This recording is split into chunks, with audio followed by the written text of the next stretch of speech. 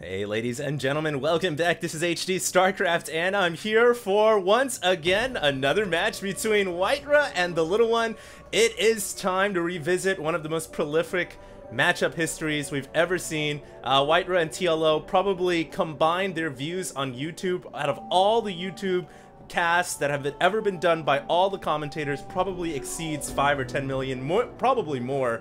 100 million views maybe? I don't know. But these two guys are some of the world's famous original Starcraft Wings of Liberty players, now playing Heart of the Swarm, and it's time to go ahead and introduce the players. WhiteRa, of course, the red Protoss at the top left-hand corner of the map, Whirlwind, and his opponent, Liquid TLO, who is the blue Zerg player in the bottom right-hand corner of the map.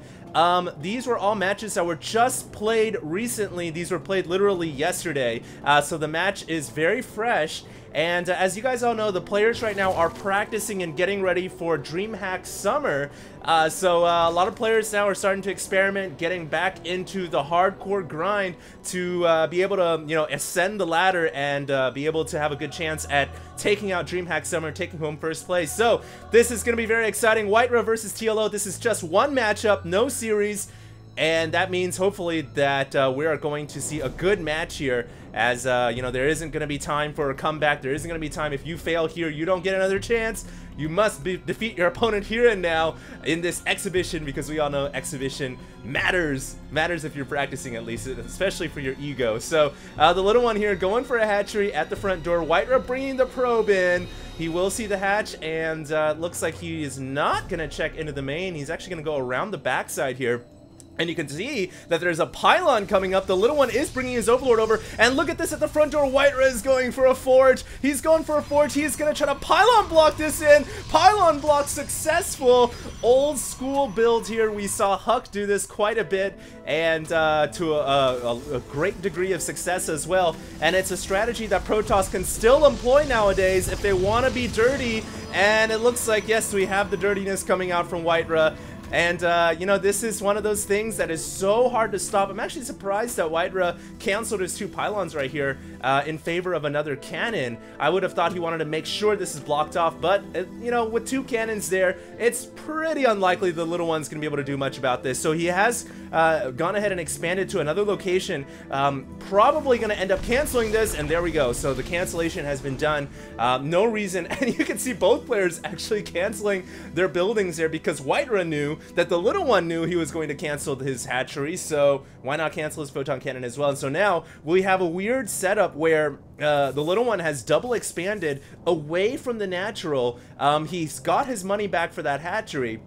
But the problem about this is now you've got this kind of open cavity, and a good Protoss player can go into Warp Gate and start warping in units right here, and if they start doing that, your main base is in a lot of trouble, and I'm sure WhiteRa knows that, and I know TLO knows that. So this is something that WhiteRa can definitely exploit right now. If he wants to add on Warp Gate, he is going for, I don't see a Cybernetics core anywhere, because his gateway is not done yet. Okay, so once his gateway finishes, I would expect to see a Cyber Core coming up pretty quickly. There are some Zerglings that were able to leak on in. Cyber Core now on the way, but the probe was destroyed. But of course, it doesn't matter for Protoss. Once they start warping in, it is coming in, unless you have enough units to take it out.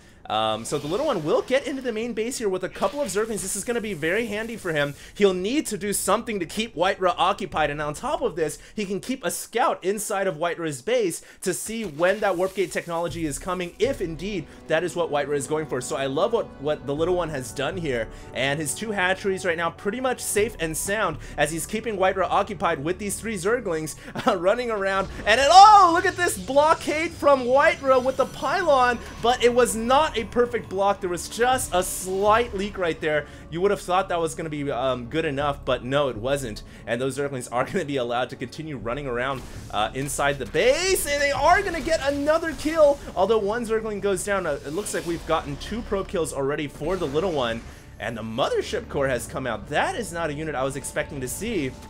Although that will help eradicate these Zerglings.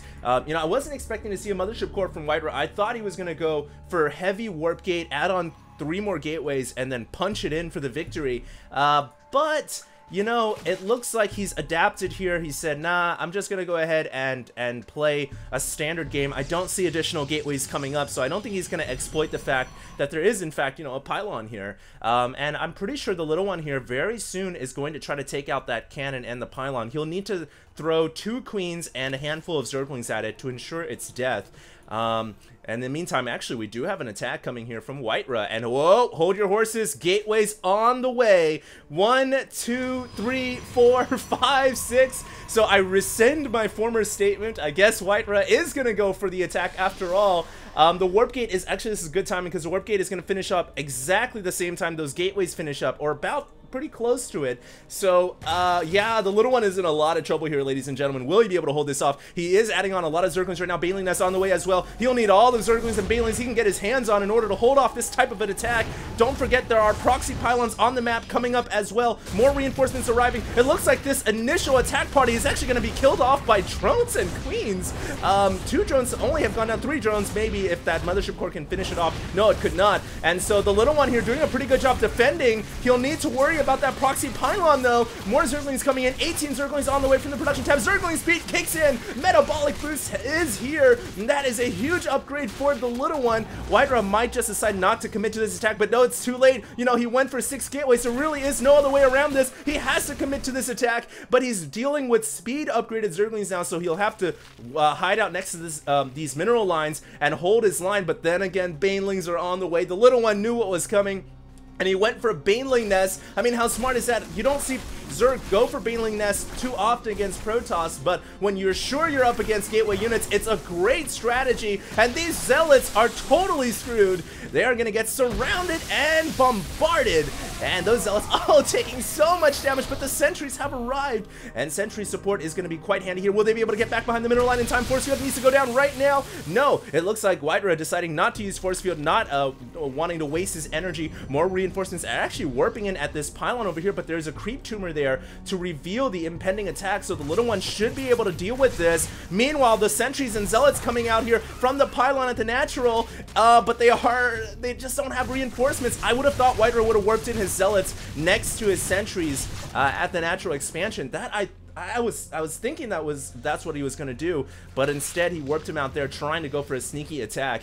Now his next cycle is going to be used at the natural expansion. Oh, he's got to be careful though. There are banelings here. His sentries have to stay alive. They're the most critical unit. 2 of them have been sniped off already, but the force field goes on at the main base. Typically that would be very dangerous for Zerg, but not in this situation. The little one has hatcheries outside of the base, and he's going to get a full surround off. WhiteRa is losing units here, and we'll just look at how many units he's lost already. 3,700 in 2,700 for the little one, and 3,700 for WhiteRa. So WhiteRa is losing considerably more, considering he is Protoss as well. I think this is going to be the end of his attack. No! He will continue to try to hold the line here, but I don't know if this is really the best strategy. I mean, as this battle continues to go on, he doesn't even have +1 weapons, which would be such a huge help when dealing with Zerglings with no upgrades. He could 2-shot Zerglings if he had +1 weapons, but he doesn't, so it takes 3 attacks from a Zealot to kill off a Zergling. So this is not looking good for WhiteRa,